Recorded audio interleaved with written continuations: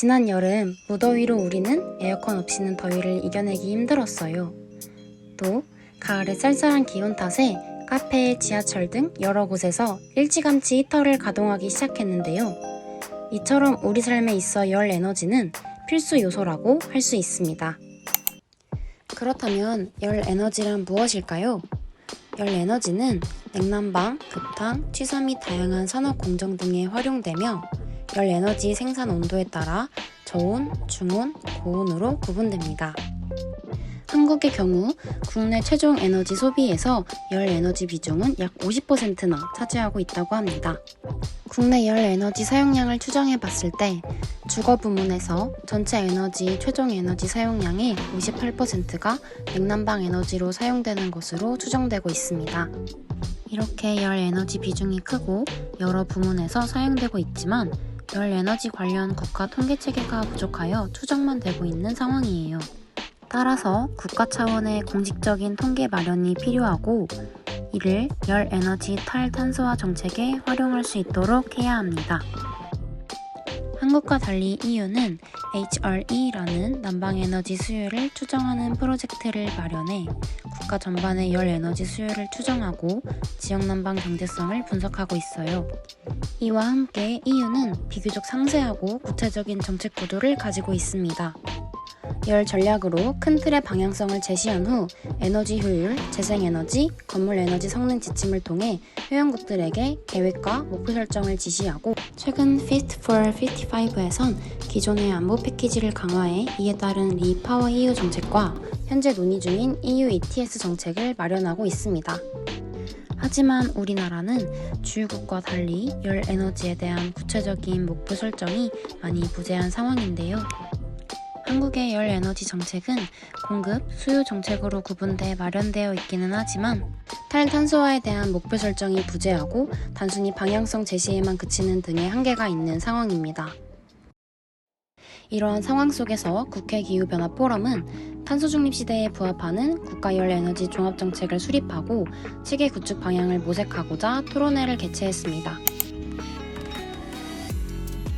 첫 번째 주제 발표에서 권필석 녹색에너지 전략연구소 소장님께서는 현재 열 에너지가 전력 공급 중심에서 보조적 역할에 국한되어 있고 이를 개선하기 위해 열 에너지에 대한 종합적인 개념 정립 및 확대가 필요하다고 설명하셨습니다. 또한 관련 통계의 신뢰성과 일관성 향상을 위한 노력의 필요성과 함께 해외 성공 사례를 참고해 한국에서 탈탄소의 어떤 방식이 가장 효과적인지 연구할 필요가 있다고 강조하셨습니다. 두 번째 발표에서 오세신 에너지경제연구원 연구위원님은 한국의 열 에너지 정책의 중요성 인식이 부족하고 로드맵 수립이 부재하다는 점과 탄소 중립 이행 실적이 저조한 점, 주거용 도시가스 배출 비용 부재로 난방 시장의 왜곡이 우려되는 점, 마지막으로 느슨한 배출권 거래제의 목표 설정의 문제점들을 짚어주셨습니다. 더불어 가장 중요한 점은 정부가 열 에너지 정책에 대한 관심을 갖고 공급 전략 수립을 위한 국가 열 에너지 기본 계획을 수립해야 한다는 것을 강조하셨습니다. 주제 발표 후 6분의 패널 토론이 진행되었습니다. 첫 번째 패널 토론자이신 유정민 서울연구원 연구위원께서는 탄소 중립이 국가적 차원에서도 중요하지만 그것이 가능하기 위해서는 지역의 역할이 중요하다고 말씀하시며 서울의 에너지 문제에 대해서 설명해 주셨습니다. 특히 구체적인 정보를 찾기 어려웠던 점에서 열 에너지 실태를 파악하기 어려웠다며 주제 발표의 내용에 크게 공감하셨습니다. 마지막으로 건물 화석연료 보일러를 히트펌프로 전환하는 정책을 적극적으로 추진 중인 EU의 리파워 EU 정책을 예시로 들어 한국도 다양한 여론을 이용한 히트펌프의 활성화가 필요하며 관련 지원 대책 마련의 필요성도 설명해 주셨습니다. 두 번째 패널 토론자이신 전제구 한국집단에너지협회 상근 부회장님께서는 집단 에너지의 다양한 편익 및 중요성과 그 편익에 대한 보상에 대해서 설명해 주셨습니다. 특히 보상 방안 5가지를 제안해 주시며 국가열 에너지 정책 차원에서 집단 에너지의 효율적 활용과 보급 확대를 강조하셨습니다. 세 번째 패널 토론자이신 김수희 교수님은 열 에너지가 전기에서 열로 전환되는 과정이 통계되기 힘든 상황임을 말씀해 주셨습니다. 이와 함께 한국은 폐열과 관련한 통계가 부재되어 있기 때문에 이 부분에 대한 조사의 필요성도 함께 말씀해 주셨습니다. 네 번째 패널 토론자이신 엄태선 한국지역난방공사 미래사업처 처장님은 한국지역난방공사가 열 에너지의 12%를 신재생 에너지로 활용해 공급 중인 상황인데 앞으로 지속 확대할 계획임을 말씀해 주셨습니다. 더불어 한국지역난방공사가 실천하고 있는 저온 신재생 미활용 열 활성화 기술과 재생에너지 잉여전력 섹터 커플링 활용 기술까지 설명해 주셨습니다. 다섯 번째 패널 토론자 정훈 국회 미래연구원 연구위원님은 EU가 냉난방 부문의 탈탄소화 중요성을 인지하고 관련 정책을 가속화하는 것처럼 우리나라도 탄소 중립을 위해 국가 열 지도를 개선하여 열 에너지에 대한 종합적인 전략 및 국가정책 수립에 활용하고 에너지 정책 간 연계성도 강화할 필요가 있다고 강조하셨습니다.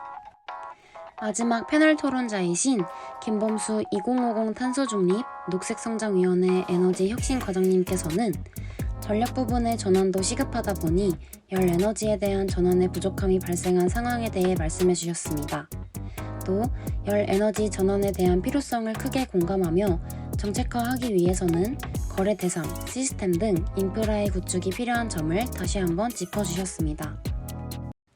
토론을 마무리하며 조용성 처장님께서는 전기는 재생에너지인지 원자력인지 갈등이 있지만 열은 이러한 갈등이 없고 탄소 중립을 위해 이 문제가 꼭 해결되어야 한다는 점을 짚어주셨습니다. 이번 토론회를 통해 탄소 중립 시대에 부합하는 국가 열 에너지 종합 정책의 필요성과 열 에너지 관련 해외 선례들을 자세히 알아볼 수 있었습니다. 조용성 좌장님의 말씀처럼 탄소 중립을 위해서는 이 문제를 미루지 않고 해결하는 것이 중요하며 정부뿐 아니라 우리도 정부가 열 에너지 대책을 어떻게 마련하는지에 대한 지속적인 관심을 갖는 것이 중요할 것입니다. 이번 토론회에서 가장 인상적이었던 것은 정훈 연구위원님의 말씀이었습니다. 그러니까 모든 노력이 다 필요하지만 결국은 에너지 절약하고 그 공급과 수요 부분에서의 그 효율 개선이 되게 중요한 것 같습니다. 그런 부분들을 양 사이드에서 다 반영해서 이제 국가적으로 정말 온실가스 감축 실적을 달성할 수 있는 성과를 달성할 수 있었으면 좋겠습니다. 열 에너지 관련 정책과 체계 구축을 마련하는 것도 중요하지만 가장 중요한 것은 에너지 절약일 것입니다.